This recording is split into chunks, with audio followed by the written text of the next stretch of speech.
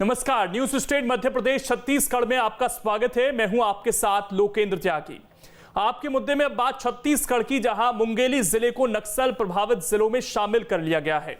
हालांकि बालोद जिला नक्सल मुक्त घोषित कर दिया गया है, लेकिन इस तरह से अब भी पहले की तरह छत्तीसगढ़ के 14 जिले नक्सल प्रभावित जिलों की सूची में शामिल हैं। यह रिपोर्ट गृह मंत्रालय ने जारी की है। इसी रिपोर्ट में यूपी को नक्सल मुक्त राज्य, जबकि बिहार के 6 जिलों को नक्सल प्रभावित जिलों की सूची से हटा दिया गया है। आज चर्चा इसी मसले पर कि क्या छत्तीसगढ़ में 2 दशक में नक्सलवाद के खिलाफ लड़ाई में ठोस कुछ भी नहीं हो पाया है। आंध्र प्रदेश, बिहार अच्छा प्रदर्शन कर सकते हैं, तो छत्तीसगढ़ क्यों नहीं कर पा रहा है। कुछ खास मेहमान भी हमारे साथ जुड़ेंगे, लेकिन उससे पहले आज की रिपोर्ट आप देखिए। Team news state.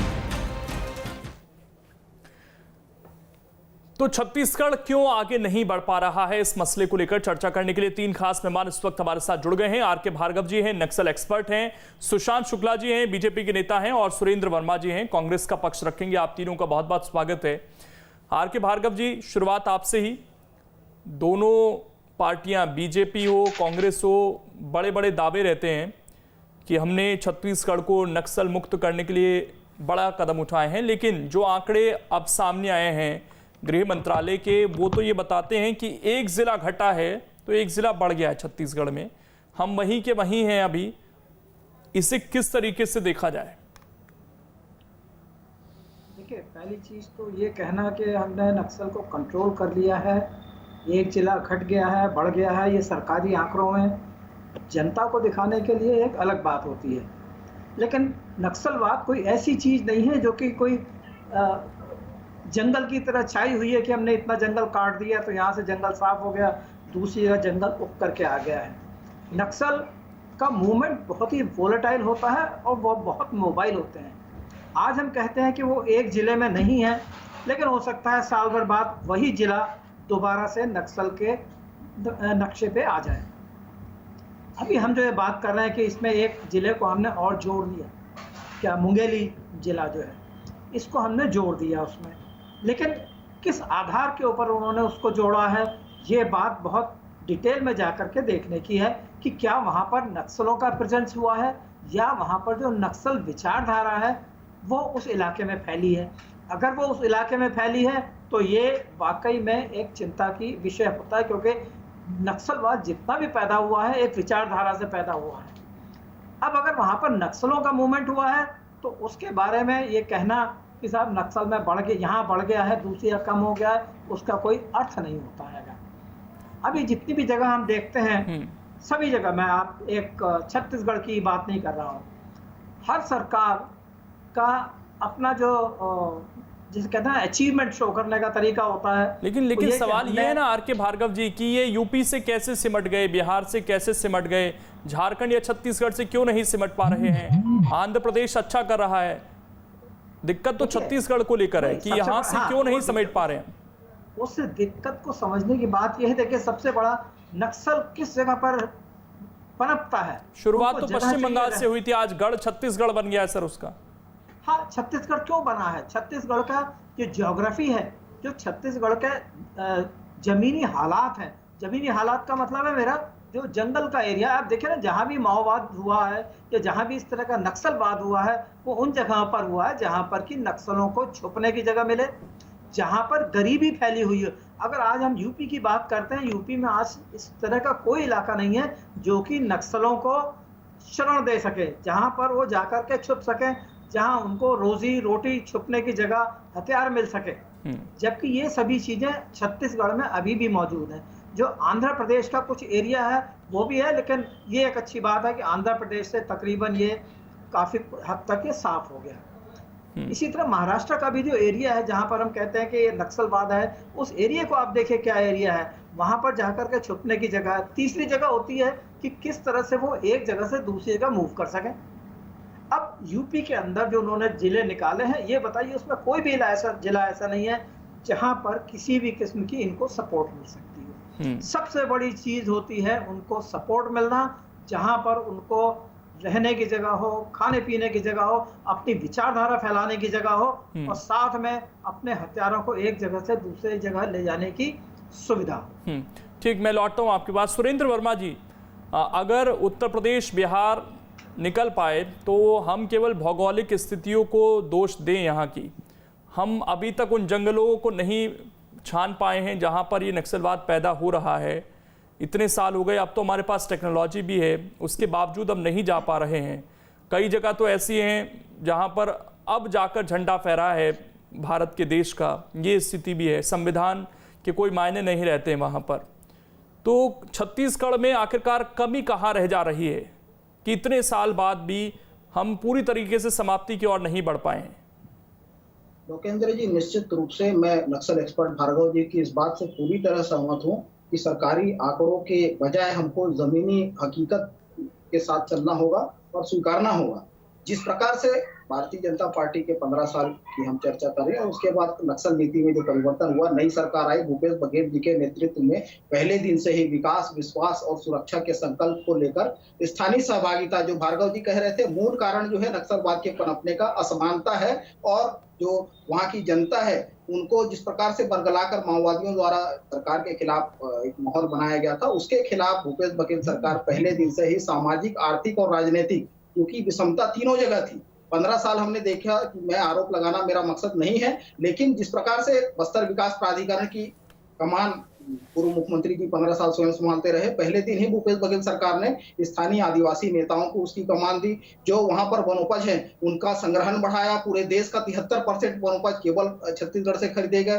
7 के स्थान पर 52 वनोपजों की खरीदी हुई। तेंदू पत्ते का समर्थन मूल्य 2500 से बढ़ाकर 4000 किया गया प्रति मानक बोरा। तो फायदा देखना पड़ेगा ना सर हमें, हम तो सरकारी आंकड़ों पर ही चलते हैं। अगर उन पर ही यकीन नहीं करेंगे तो फिर हम आंकड़े कहां से जुटाएंगे? वो तो ये बता रहे हैं कि एक जिला बढ़ गया है। और हम चर्चा करें, निश्चित रूप से ये तो गृह विभाग किस आधार पर उसको शामिल किया है मुंगेली को, ये वो ज्यादा बता पाएंगे, क्योंकि मुंगेली में अब तक नक्सल मूवमेंट नहीं देखा गया है। कोई असर इसका अभी तक प्रमाण इसके नहीं मिले हैं। बालोद बाहर हुआ है सूची से और मुंगेली जुड़ा है। उसका बड़ा कारण जिस प्रकार से बताया जा रहा है, मध्य प्रदेश के डिंडोरी, बालाघाट और मंडला कान्हा का एरिया है जहां से अचानक मार तक आता है। तो सुरक्षा की दृष्टि से पूर्व तैयारी के लिए इसको शामिल किया गया होगा। एक मूल बात, क्योंकि सुरेंद्र जी इसमें एक चीज और है सर, अगर कोई राज्य पूरी तरीके से नक्सल मुक्त कहलाएगा, मैं आ रहा हूं 1 मिनट आपके पास आऊंगा सुशांत जी, बहुत देर से आप अपना हाथ उठा रहे हैं, मैं लौट आ रहा हूं आपके पास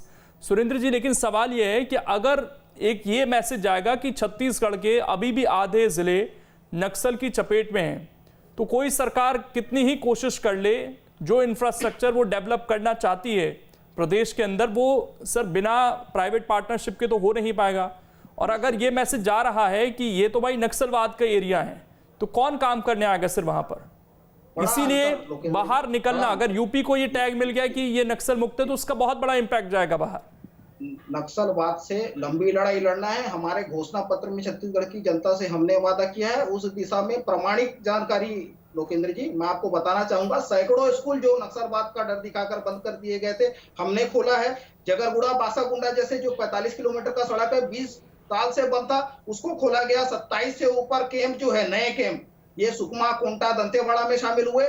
दंतेवाड़ा जिले में जो लोन वर्राटू, प्रत्येक जिले में फोकस करके नक्सल नीति बन रही है। जो समर्पण हुए हैं, पूरे देश का जो कुल आंकड़ा है उससे ज्यादा केवल दंतेवाड़ा जिले का आंकड़ा है। तो नक्सल नीति के परिणाम जो है लगातार सामने आ रहे हैं। एनसीआरबी का आंकड़ा कहता है लोकेंद्र जी, 37% नक्सल घटनाओं में 2.5 साल में कमी आई है और 52% शहादत में। 2004 से लेकर 2018 तक ये ऑथेंटिक आंकड़ा है लोकेंद्र जी। 1099 सुरक्षा बल के जवान शहीद हुए थे और जो सिविलियन है उनकी संख्या कहीं ज्यादा 1442 थी। पिछले, चलिए मैं लौटता हूँ आपके पास, ठीक है। सुशांत जी बहुत देर से कुछ कहना चाह रहे थे। सुशांत जी, आप लोगों का तो एक लंबा समय रहा और अब केंद्र में भी है, क्योंकि ये राज्य और केंद्र दोनों की जिम्मेदारी बनती है। और जो रिपोर्ट आई है वो भी केंद्र की तरफ से ही आई है, जो चिंताएं बढ़ा रही है। आखिरकार क्या वजह है? क्योंकि नक्सलवाद का दंश नेताओं ने भी खूब झेला है सर। आपके नेता भीमा मंडावी की भी हत्या कर दी गई। चलिए लगता है संपर्क टूट गया है। अगर ऑडियो आपकी आ सकती है तो हम कोशिश करेंगे। सुशांत जी, सुशांत जी बोलिए। बस्तर और संपूर्ण छत्तीसगढ़ आज अगर किसी एक चीज की तकलीफ झेल रहा है तो गंगा जल की सौगंध खाकर आए कांग्रेस के नेताओं के झूठे रवैये पर। अगर वो कहीं तकलीफ झेल रहा है तो वो तकलीफ झेल रहा है छत्तीसगढ़ के माननीय मुख्यमंत्री भूपेश बघेल जी की दोहरी नीति पर।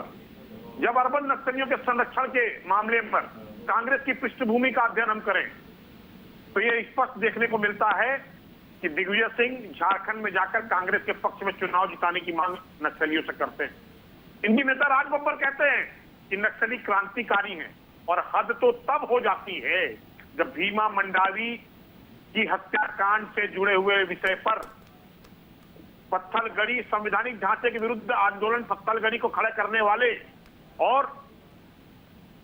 भीमा कोरे गांव जैसी घटनाओं में संलिप्त स्टेम जी की निधन पर माननीय मुख्यमंत्री जी चिंता व्यक्त करते हुए उनको छत्तीसगढ़ की। लेकिन उससे पहले खत्म हो गया था क्या नक्सलवाद? आपको तो मौका ही नहीं देना चाहिए था सर। 14-15 साल आपकी सरकार रही, वो कम समय होता है क्या? नियंत्रित था नक्सलवाद जिले की आप चर्चा कर रहे हैं। मुंगेली जिला एक्चुअल राज्य सरकार की प्रतिवेदन पर नक्सली जिला घोषित किया है। सिर्फ केंद्र सरकार का अकेला पक्ष नहीं है इस पर। मुंगेली जिला जहां पर स्थित है वो नवगठित मुंगेली जिला आज नवगठित पेंड्रा जिला को जुड़ता है। आज वो मध्य प्रदेश के अनूपपुर जिले को जुड़ता है, वो मध्य प्रदेश के बालाघाट जिले को जुड़ता है, वो छत्तीसगढ़ के बिलासपुर जिले को जुड़ता है और ये एक नक्सल कॉरिडोर नया तैयार हो रहा है, उसका केंद्र बिंदु बनने जा रहा है मुंगेली जिला। ये माननीय भूपेश बघेल जी की सरकार की देन है जिन्होंने गैर नक्सलवादी नीति को आगे बढ़ाया है और नक्सलियों को संरक्षण दिया है, अर्बन नक्सलियों को संरक्षण देते आए हैं और इसका परिणाम छत्तीसगढ़ आने वाले समय में भुगतेगा। लेकिन कुछ विषय आपके सामने रखना चाहता हूँ। जल्दी से। नक्सली आखिर भूपेश बघेल जी की राजनीति क्यों बढ़ रहे हैं? नक्सली क्यों बढ़ रहे? सुप्रीम कोर्ट के नियमों की विरुद्ध जिस मुंगेली जिले को आज नक्सली घोषित किया गया है उसने 2.5 साल में 3 पुलिस अधीक्षक देख लिए। जब पुलिस का मनोबल ही टूटा हुआ होगा, थाने और पद दोनों नीलामी पर होंगे तो कैसे नक्सलियों से आप लड़ेंगे? कैसे पुलिस हमारी नक्सलियों से लड़ने को आतुर रहेगी? क्या उनको मनोबल मिलेगा? ये आज मैं आपके चैनल के माध्यम से अपने साथी सुरेंद्र वर्मा जी से पूछना चाहता हूँ कि बताइए कि छत्तीसगढ़ में थाने नीलामी पर है कि नहीं?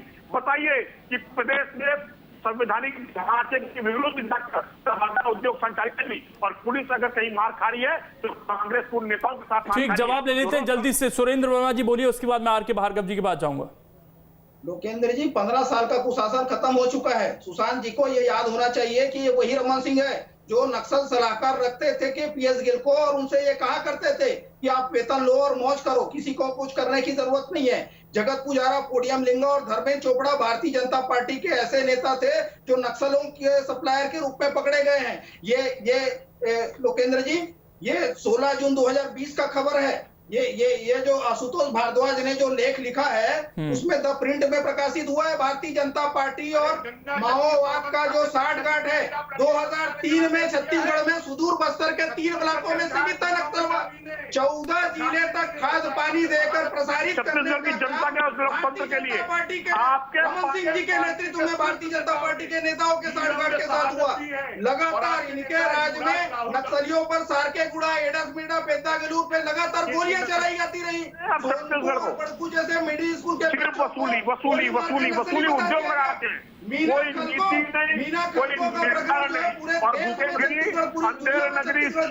मैं लौटता हूँ मैं आर के भार्गव जी के पास जाऊंगा। भुगतान भुगत रहा है। मैं आर के भार्गव जी के पास जाऊंगा। मैं दोनों को रोक रहा हूँ। आर के भार्गव जी, अब थोड़ा सा मूल में आते हैं सर।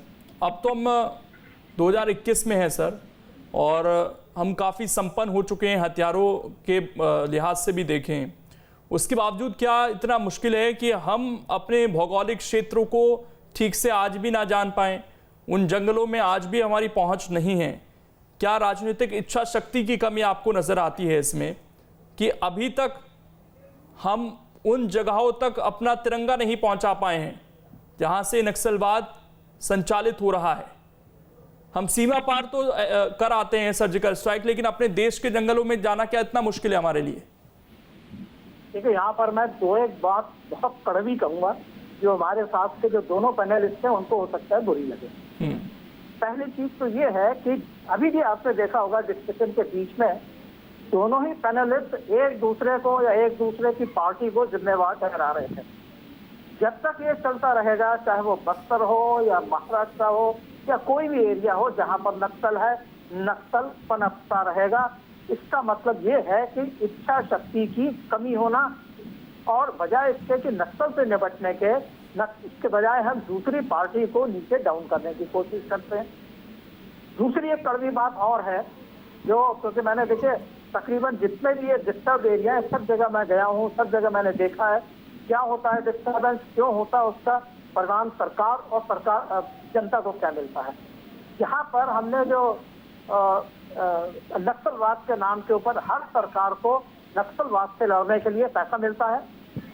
एज ए रिजल्ट तो एक उनके लिए एक मिल्किंग काउ हो जाता है कि भाई ठीक है, इस बहाने में हमारे पास पैसा आ रहा है। कई जगह मैंने ये देखा, ये हुआ जहां पर कि ये ऐसी तो स्थिति नहीं है आर के भार्गव जी, कहना नहीं चाहिए। जैसे अमेरिका के लिए हम कहते हैं कि वो आतंकवाद से लड़ाई कर रहा है, लेकिन कहीं आतंकवाद खत्म कर पाया हो ऐसा दिखा नहीं। क्या हमारी सरकारों के साथ भी यही है? ये कहना नहीं चाहिए। हाँ, ये कहना, मैं यही कह रहा हूँ कि इस तरह हम नहीं कह सकते। जो अभी आपने एक बात कही थी, हमारे पास इतने हथियार मिल गए, हमारे पास टेक्नोलॉजी हो गई। अरे सवाल तो आदमी के दिमाग का है, सवाल नक्सल विचारधारा का है, जो कि वहाँ एक जो आदिवासी लोग हैं उनके दिमाग में बैठा दी गई है। उसको हटाने में टाइम लगता है। एक बच्चा जो पैदा हुआ 5 साल से लेकर के 20 साल तक, 25 साल तक, जिसमें जो विचारधारा को पनपा है, जो उसके दिमाग में जो उसने देखा है, उसको आप सोचे एक साथ में हटा देंगे या वहां पर बीएसएफ, आर्मी या सीआरपी को बिठा करके आप उसको कंट्रोल कर लेंगे? वो संभव नहीं। मैंने जितने भी आपका नक्सलवाद का एरिया भी देखा है, मणिपुर का भी देखा है, पंजाब का भी देखा है और कश्मीर का भी देखा है, और सब जगह एक बात कॉमन आई है कि हमने खाली हथियार के बल के ऊपर कहीं भी हमने उसमें विजय नहीं प्राप्त की है। जब तक हम नक्सल, जिस एरिया में नक्सलवाद है उस एरिया को मेन स्कीम में नहीं लाएंगे, तब तक यही रहेगा। लेकिन सरकारें तो ये दावा करती है ना आर के भार्गव जी कि हम तो इनको मुख्य धारा में जुड़ने का मौका दे रहे हैं, हम तो विकास चाहते हैं, वहां पर सड़कें बना रहे हैं, स्कूल खोल रहे हैं। ग्राउंड पे दिखाई देना चाहिए। आप ये सोचते हैं कि नक्सल के जो लीडर हैं आपने उनको मार दिया, उसके बाद नक्सलवाद खत्म हो जाएगा? सबसे बड़ी सरकारों की यही खराबी है, वो सोचते हैं कि हमने यहाँ पर ला करके 20 कंपनियां बीएसएफ की डाल दी, 20 कंपनियां सीआरपी की डाल दी, ये इसको कंट्रोल कर लेंगे। कोई भी फौज कभी भी किसी भी नक्सल को या किसी भी इस तरह के आतंकवाद को कंट्रोल नहीं करती है, वो सिर्फ उसको एक रिस्ट्रिक्ट करती है कुछ इलाके के लिए। लेकिन उस जगह पर जो जनता के बीच में से इसको नक्सलवाद को हटाना है, वो वहां की सरकार ही करेगी। और सॉरी टू से कि कोई भी सरकार, चाहे वो पीछे ठीक सर, मैं सुरेंद्र वर्मा जी, अभी भी हम देख रहे हैं जो बात कही जा रही है कि बातचीत हमें करनी होगी। बातचीत तो हम सिलगेर मामले को लेकर भी कर रहे हैं, लेकिन फिर भी वहां के आदिवासियों को समझा नहीं पा रहे हैं। तो यहां पर बड़ा कंफ्यूजन है कि सरकार की पॉलिसी क्या रहे, कैसे बात करे, किस लिहाज से करे। ऐसा ना हो कि हम बातचीत करें, दूसरी तरफ से हम पर बम बरसाए जाएं। अब तो ड्रोन का इस्तेमाल भी कर रहे हैं, वो तमाम हथियारों से लैस हो गए हैं।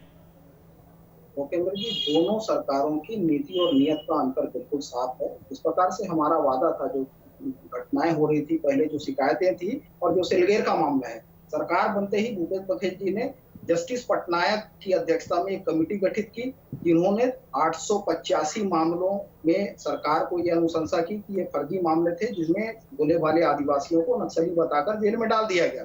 दूसरी ओर जो सिलगेर का मामला हुआ, सिलगेर में जो स्थिति बनी, क्योंकि वो संयुक्त ऑपरेशन था, डीआरजी, सीआरपीएफ और एसटीएफ का। उसके बाद में जो देखिए, ये संघीय व्यवस्था है, केंद्र की सरकार भी हमारी सरकार है, और नक्सलवाद जो है देश के लिए बड़ा नासूर है।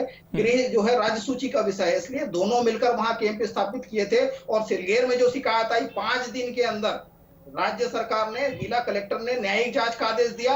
उसके बाद भी विवाद जो स्थिति थी, उसके लिए स्थानीय आदिवासियों की, जो दीपक बैज जी है। चलिए, मैं आखिरी कमेंट जल्दी से सुशांत जी, आपका 30 सेकंड इस पूरे मामले पर, क्योंकि ये दोनों की जिम्मेदारी है, केंद्र की भी जिम्मेदारी है इसमें। सुरेंद्र जी की बात को मैं नकारूंगा नहीं, लेकिन एक बात स्वीकार करते हुए कहता हूं कि ये केंद्र सरकार और राज्य सरकार की साझा जिम्मेदारी है नक्सल। लेकिन वो भूल गए कि सिलगेर की घटना पर जब जवानों के द्वारा, हमारे अर्धसैनिक बलों के द्वारा वहां के आदिवासियों के ऊपर हमला हुआ, दोनों की संयुक्त लड़ाई हुई, उस पर हमारे 5 आदिवासी मृत्यु हुए, जिस पर 5 दिन बाद माननीय मुख्यमंत्री जी ने संज्ञान लेते हुए न्यायिक जांच। क्या आप उन पर आरोप लगाना चाहते हैं? सुशांत जी, 6 सीआरपीएफ के जवान घायल हुए, क्या ये भाजपा का अधिकृत बयान है? चलिए, मेरे पास समय इतना ही है। मैं माफी के साथ सभी को रोक रहा हूं। शुक्रिया आप सभी का जुड़ने के लिए और इस चर्चा का हिस्सा बनने के लिए। बड़ा संवेदनशील मामला है। छत्तीसगढ़ अभी भी पूरी तरीके से नक्सलवाद के खात्मे की तरफ बढ़ रहा है, ऐसा नहीं लग रहा है। एक लंबी लड़ाई अभी भी दोनों सरकारों को मिलकर लड़नी होगी। छोटा सा ब्रेक, खबरें लगातार जारी हैं।